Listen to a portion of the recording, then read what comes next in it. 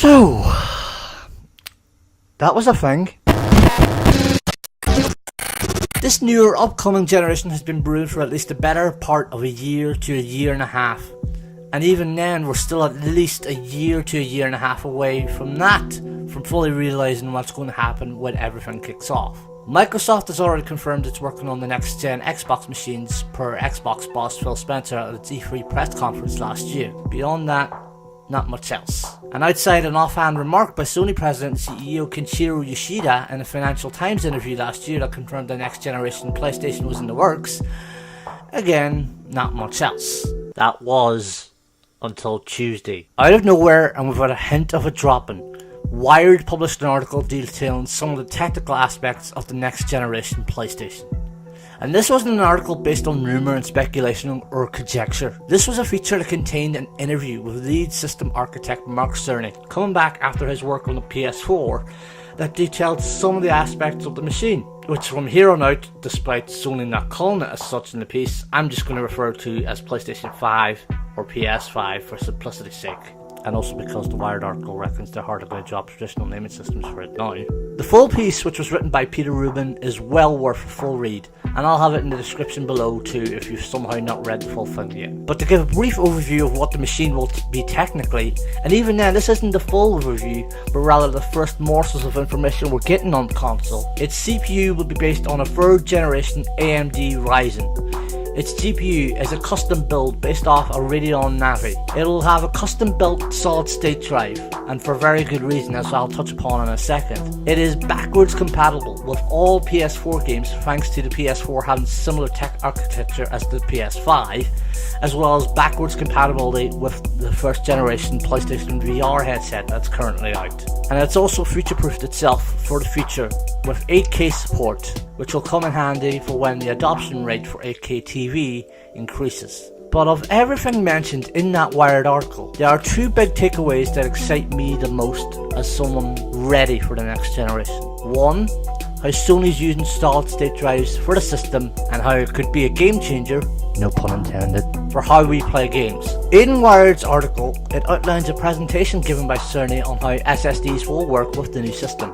In fact, Cerny says it'll be the key to the next generation by using a demo of Insomniac Games' Spider-Man game from last year. The first demo, which was running on a PlayStation 4 Pro, had Cerny control Spider-Man and fast travel from one part of New York to another. The loading time for that was around 15 seconds. But using a similar demo on PS5 hardware, it is worth noting that the design was not shown off the Wired and is more than likely a development kit. The load time was less than a second. I'll repeat that. Less than a second. Specifically, it was 0.8 seconds. 0.8 of a second. Out of anything else in the article, that was the part that blew my stupid, tiny mind. 2. Backwards compatibility with PlayStation 4 and PlayStation VR. This is arguably how Sony was able to demo Spider-Man on PS5 hardware.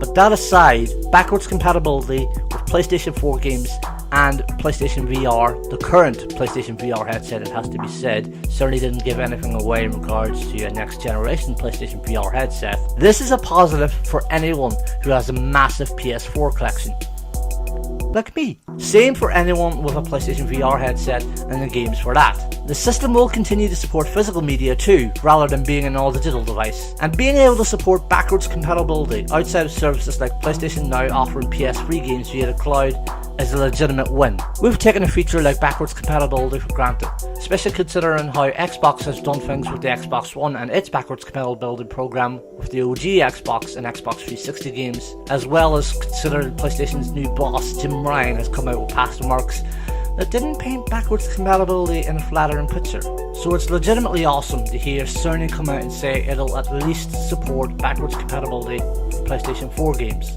Now the question remains on whether it'll support PS1 through PS3 games with backwards compatibility, akin to how Microsoft has managed to support Xbox 360 and OG Xbox PC on Xbox One. And if recent patent registrations are indicators, it's at least a possibility. When it comes to games for the new system, outside of the Spider-Man demo, nothing was mentioned. But when Rubin asked about Death Stranding, Sony confirmed it was still coming to PlayStation 4 and that was it. But what made things interesting was Sony's reaction to the question and the answer. To quote the article itself, where Hideo Kojima's forthcoming Death Stranding fits in that process is still unconfirmed.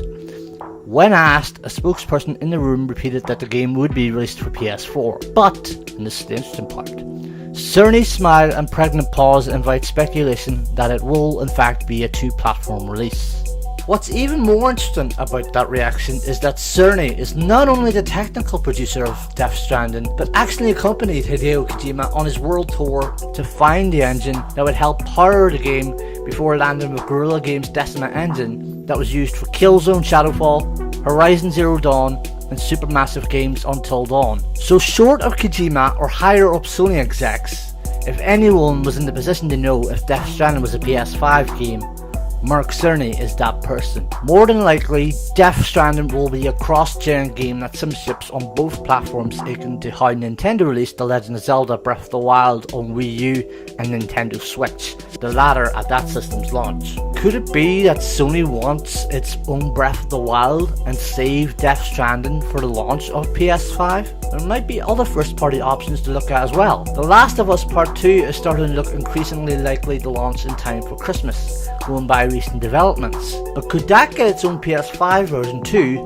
similar to how the first game came to PS4 a little over a year after it arrived on PS3? And what about Ghost of Tsushima from Sucker Punch? According to a forum thread on ResetEra, a recent job posting on Sucker Punch's website for a narrative writer suggests that the bulk of the game's writing is still yet to be done and dusted, which likely suggests the game will not be coming out anytime soon. Could they use that period to help bring the game to PS5 as well? When the generational transition happened last time 7 years ago, it was a very boring time, needless to say. The last E3 before it all happened was not super exciting. And I personally know one or two journalists who usually go to E3 who won't be going this year because they expect this year to be a dull show ahead of the big blowout next year. But if you look back at the last time this happened, we did get our first look at some of the games coming to the then next gen machines. The two games in particular that stuck out was the famous first demo of Watch Dogs, which I touched upon a bit in my recent Ubisoft video, but the other was Star Wars 1313, which was cancelled when LucasArts was shut down a few months after Disney bought Lucasfilm, and now I'm sad because that game really should be a thing. Either way, those games were definitely earmarked for the then next gen machines. Now as we transition again, we have a fair idea on other games coming to next gen. More of a better idea than we did last time. And at E3, it's likely that we'll see more than just two games this time. Although not officially announced, Cyberpunk 2077 from CD Projekt feels like a dead certain lock for the next gen consoles. It's already been confirmed for Xbox One and PlayStation 4, with a big blowout in the game expected to happen at this year's show. But it's hard to not imagine PS5/Nextbox versions coming too. We have also been working on a brand new next generation single player game. But this one is in an all new epic franchise.